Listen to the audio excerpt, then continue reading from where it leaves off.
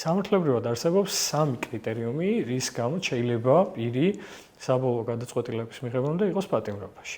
ის გახლავთ მიმავლის საფრთხე, გამოძიებისთვის ხელშეშლა, მტკიცებულებების განადგურება მათ შორის და ახალი დანაშაულის ჩადენა.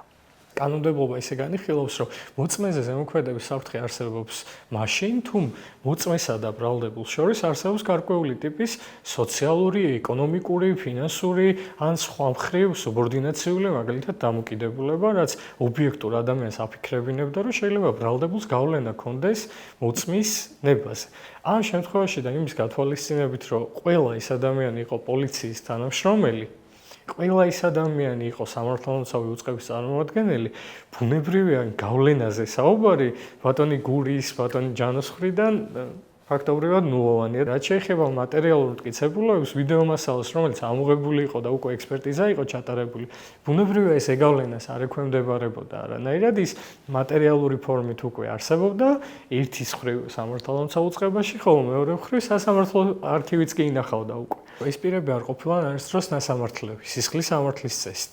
არ ყოფილან ნასამართლები, უпростоრად ადმინისტრაციულ სახელდაკისრებული პირები ადმინისტრაციულად.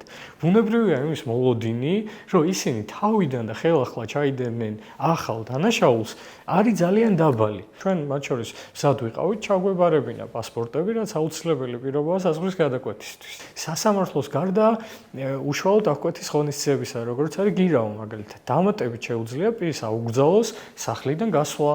დროის გარკვეულ მონაკვეთში შეუძლია აუგზავნოს კონკრეტულ ლოკაციასთან ან ადამიანებთან მიახლოვება.